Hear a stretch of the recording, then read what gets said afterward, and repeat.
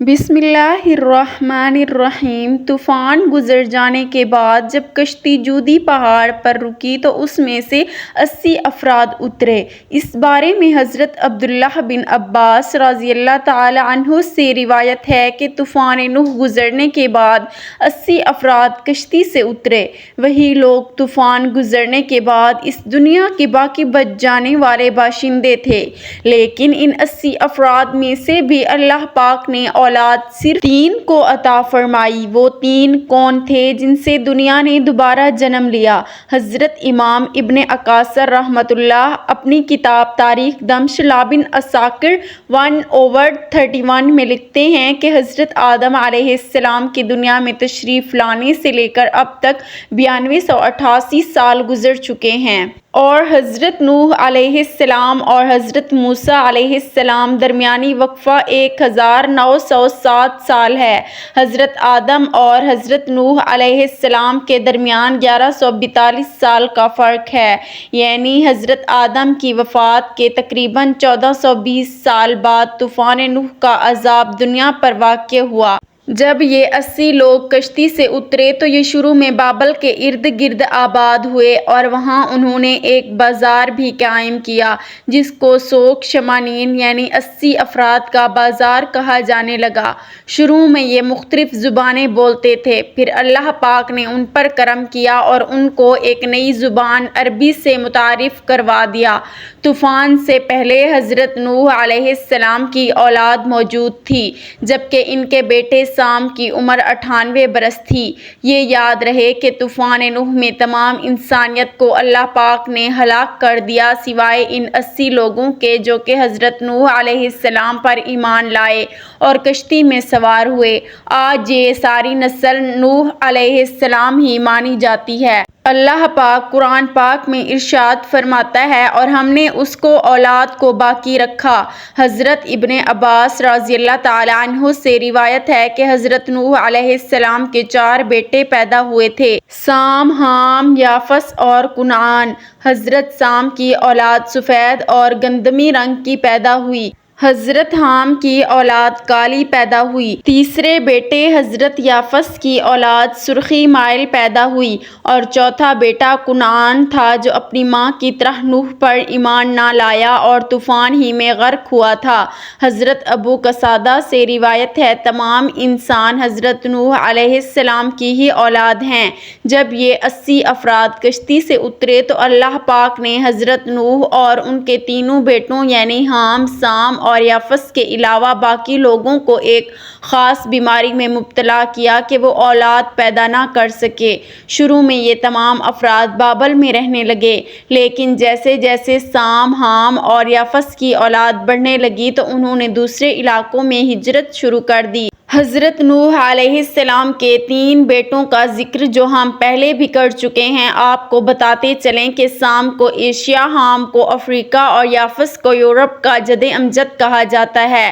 اس بات کو تاریخ کی تقریباً تمام کتب میں بیان کیا گیا ہے، یہاں تک کہ مغربی تاریخ دان بھی اس کو مانتے ہیں کہ اس وقت جو ہم دنیا میں موجود اقوام ہیں سب کی سب حضرت نوح کے انہی 3 بیٹوں کی اولاد سے ہیں۔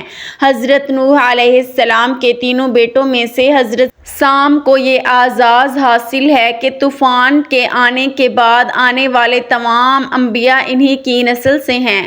آئیے دوستو، سب سے پہلے حضرت نوح علیہ السلام کے بیٹے حضرت سام کی اولاد کا ذکر کرتے ہیں۔ حضرت سام کے بیٹوں کی تعداد تاریخ کی کتابوں میں متفقہ علیہ 11 بیان کی گئی ہے، جن کے نام ایلام، کتحان، اسور، عاد، کتبہ، ارفقسد، نود، کیے، یود، ارشد اور ارام بیان ہوتے ہیں۔ ان میں سے ارام کے 4 بیٹے تھے جن کے نام اوس، جتر، ہول اور ہس تھے۔ جتر کے بیٹے کا نام سمود تھا، یہی حضرت صالح علیہ السلام تھے اور آپ قوم عاد کے پیغمبر تھے۔ اوس کے 2 بیٹے تھے، ان میں سے ایک کا نام عاد اور دوسرے کا نام ابیل تھا۔ عاد سے ہی قوم عاد وجود میں آئی۔ ابیل کے بیٹے یثرب نے ایک بستی آباد کی تھی جو اس کے نام کی مناسبت سے یثرب مشہور ہوئی، لیکن جب نبی کریم صلی اللہ علیہ وآلہ وسلم نے مکہ سے یثرب ہجرت کی تو اس کا نام مدینہ منورہ رکھ دیا گیا۔ سام کے بیٹوں میں سے ارام کے علاوہ صرف ارفقسد کی اولاد کا تذکرہ تواریخ میں موجود ہے۔ ارفقسد کے 2 بیٹے شالخ اور کیمورس تھے۔ کیمورس فارس کا جد امجد بنا۔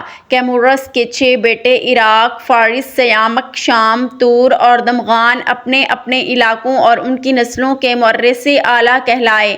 ان میں سے سیامک کے بیٹے ہوشنگ کو فارس کے بادشاہوں کا جد امجد کہا جاتا ہے۔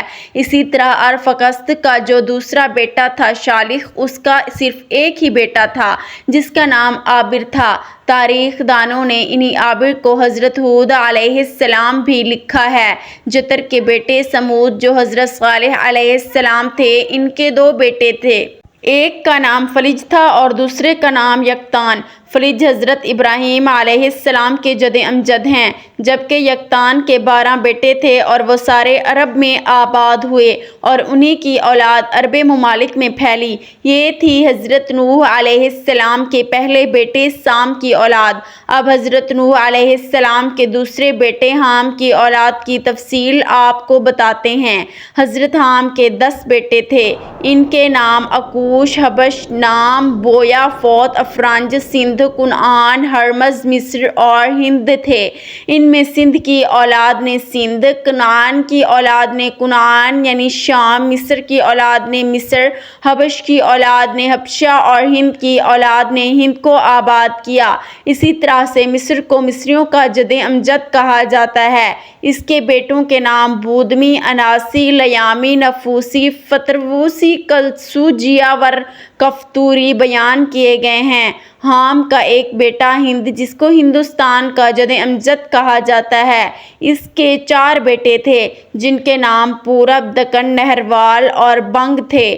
بنگ بنگالیوں کا اور پورب مشرقی ہندوستان کی دوسری قوموں کا جد امجد تھا، لیکن دکن اور اس کے 3 بیٹے دکن کی مختلف قوموں کے مورث اعلیٰ کہلائے۔ آپ بات کرتے ہیں حضرت نوح علیہ السلام کے تیسرے بیٹے یافس کی۔ حضرت یافس علیہ السلام کے 10 بیٹے تھے جن کے نام بالترتیب ادریس، ترک، ہمبر، چین، مادری، ماجوج، یادان، توبل، مسک اور تیراس ہیں۔ چینی عوام حضرت یافس کے بیٹے چین کی اولاد ہیں۔ ترک کی اولاد نے ترکستان کی ریاستیں آباد کیں۔ مسلک اور توبل نے روس کی آباد کیا۔ ابھی بھی روس میں یہ 2 شہر موجود ہیں۔ دیکھیے میرے اللہ تعالیٰ کی شان کیسے حضرت آدم علیہ السلام سے انسانوں کی ابتدا کی اور پھر طوفان نوح میں ایک دفعہ انسانوں کو ختم کیا، اور کس طرح پھر دوبارہ طوفان نوح کے بعد کروڑوں انسانوں کو پیدا کر دیا۔ بے شک زمین و آسمان بلکہ اس پوری کائنات کا اللہ ہی خالق و مالک ہے۔ ہمارے لیے کتنی شرم کی بات ہے کہ ایک ہی جد امجد ہونے کے باوجود ہم ایک دوسرے کی جان کے دشمن بنے ہوئے ہیں۔ اللہ پاک ہم سب کو ہدایت اور بھائی چارہ عطا فرمائے، آمین ثم آمین۔